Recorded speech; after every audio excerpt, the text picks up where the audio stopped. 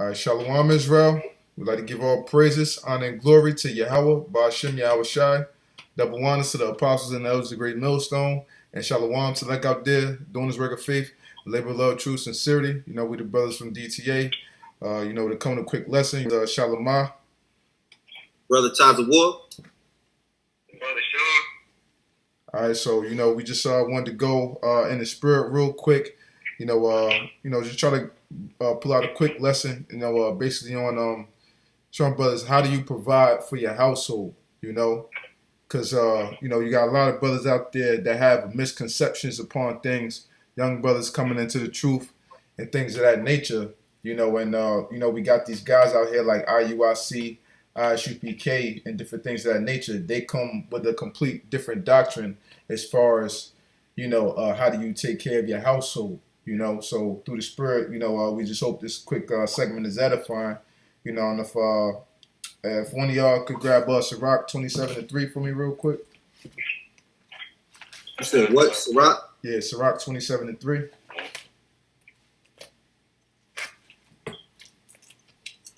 This is Sirach chapter 27, verse 3. Unless a man hold himself diligently in fear of the Lord, his house shall soon be overthrown. Right, so unless a man hold himself diligently in the fear of the Lord, his house shall soon be overthrown. So, the key word is what? Being diligent. And you are that house, because 1 Corinthians 3:9 says, ye are the Lord's temple, ye are God's building. So we are that house. We represent, first and foremost, each individual brother, we represent our own individual household.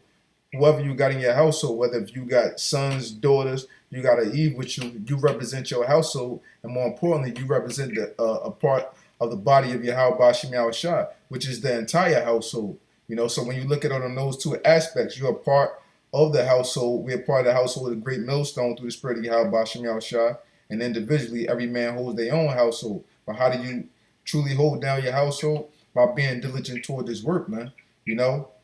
Putting the Lord first and foremost. Because the Lord said in Matthew 10, if you put, your family before him, then you're not worthy of him, man. So you may have young brothers out there coming into this truth, that may think that you got to hold your family down first and foremost, and they may not truly have that understanding or that backbone within them yet, to know how to separate, things of the family and things of the spirit, and it's going to be a hard journey for brothers, but, through the spirit of the Lord, if you put in the Lord first, the Lord is going to make you have a stern and a sharp spirit to where you know how to evenly divide those things and to put things in its proper perspective,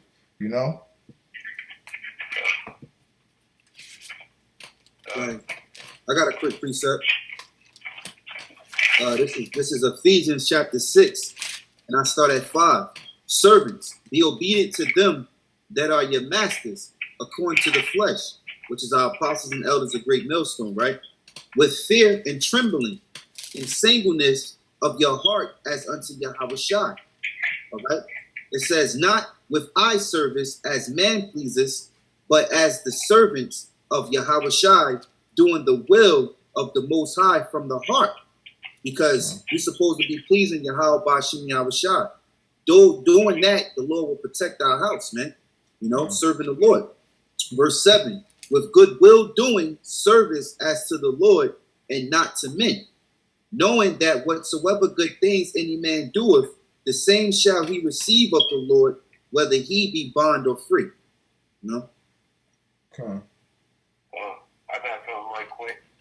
Because making sure your household's straight, first and foremost, you being the temple, and if you have, a wife or, children, and if it be the Lord's will for them to get delivered, you got to be on your job. We got to be on our job. And part of our job is to watch. And it's the book of Matthew, chapter 24, verse 42. It says, watch therefore, for ye know not what hour your Lord doth come.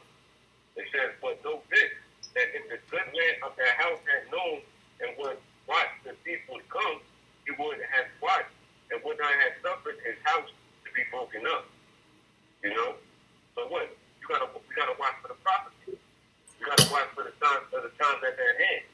The Lord told us in 2nd Ezra, the 9th chapter, to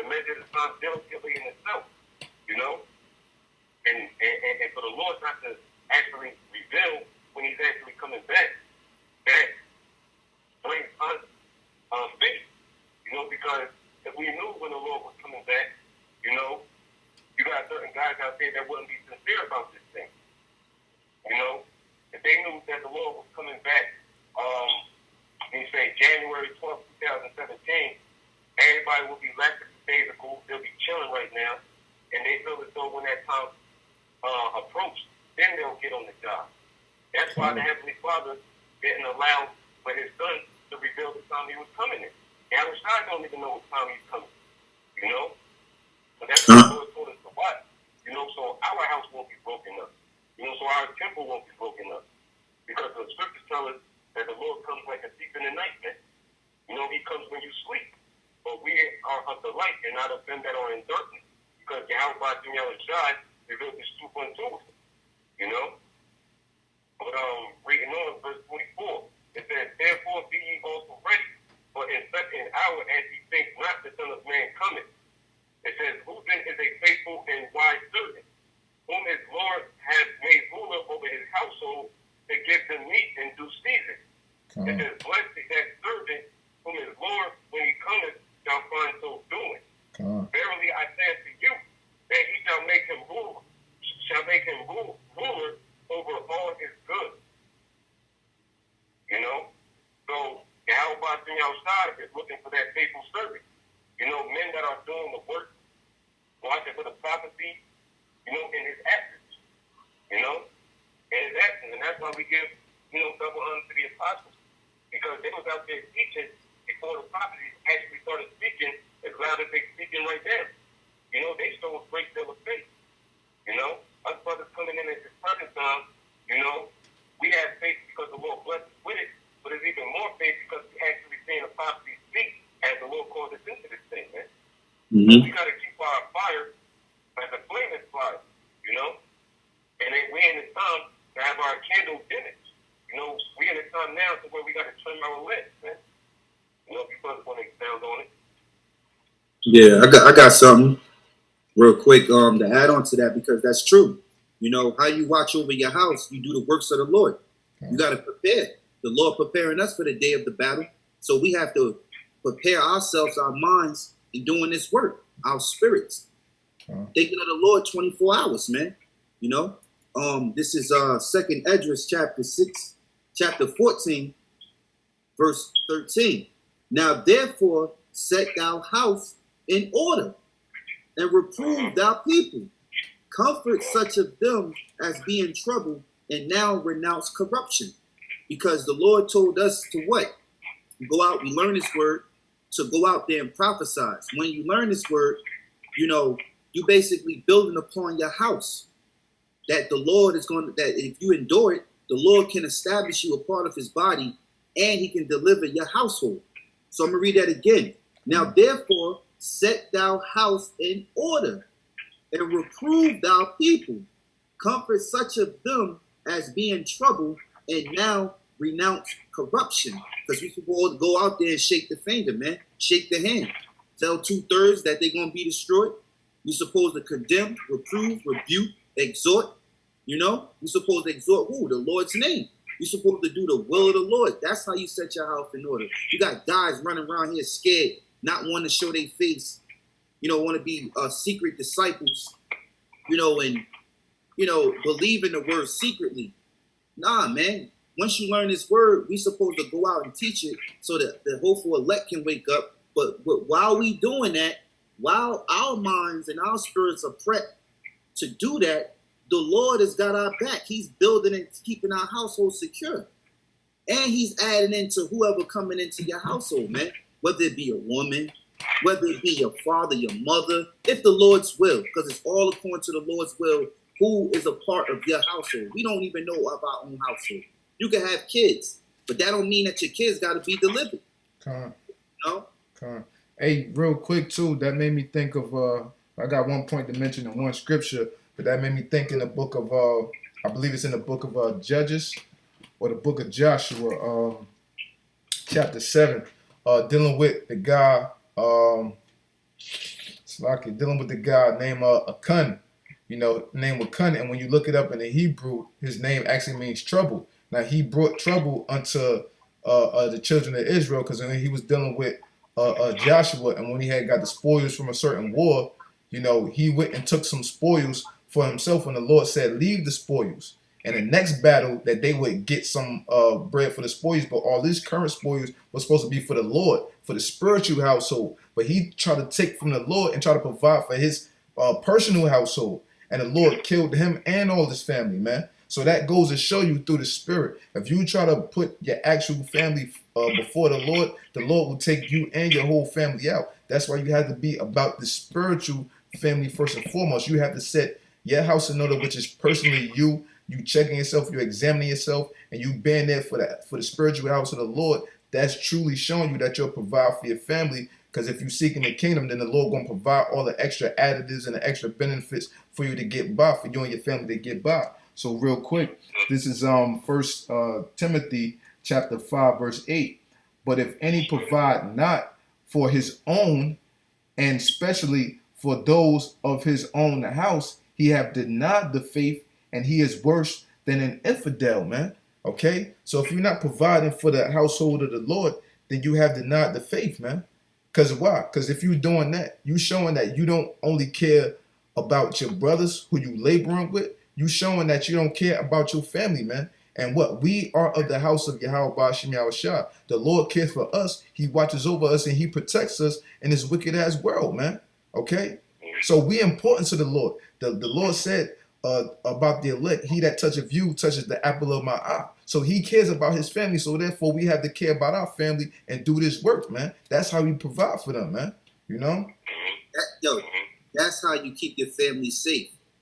If the Lord's will. If you're doing all the things the Lord delighted, following the protocol, doing the things that the Lord tells us in the scriptures, starting with our apostles and elders to give us that guidance, our spiritual fathers. Look, man, the Lord is a merciful power. He is a merciful God. If you don't, like the churches speak, the Lord is merciful, but they so far don't even understand the Lord at all. You know, they don't even call on his name. But when the scriptures say the Lord is merciful, the Lord is very, very merciful. He's even merciful to the 2/3. We should have been dead a long time ago, you know, according to the law. But the Lord set up YAHAWASHI. YAHAWASHI came and being a sacrificed lamb to give us mercy. So the Lord had mercy upon us by sending his son down. And on top of that, it was his son. He could have just made another man up in the earth, regular man to do it. But he gave his only begotten son, the first spirit he created, man. Man, that's mercy, man. You see? I had an account here too to add on to you. This is Acts. You know that? Yeah, you got. Okay. This is Acts chapter the 5th chapter. You know, where Peter set up the basically a tithe to brothers to pay money to build on the Lord's ministry, right? And this is Acts the 5th chapter, chapter 4. Let me just get to the point. Whilst it remained, was it not thy own? And after it was sold, was it not in thy own power? Why hast thou conceived this thing in thy heart? Thou hast not lied unto men, but unto the Most High. It says, and Ananias, hearing these words, fell down and gave up the ghost. You see how selfish that man? That man thought that him and his wife, because he had substance of money and land, you know, he had the precious things of the flesh that can benefit your flesh. You know, he wanted to keep some of that instead of giving it up to the Lord. So he put his wife and his land and his carnal shit before the Lord. That's why it says, and Ananias, hearing these words, fell down and gave up the spirit. And great fear came on all them that heard these things, man. Because why? He wasn't trying to give his body as a living sacrifice. He was trying to hold back from the Lord's ministry.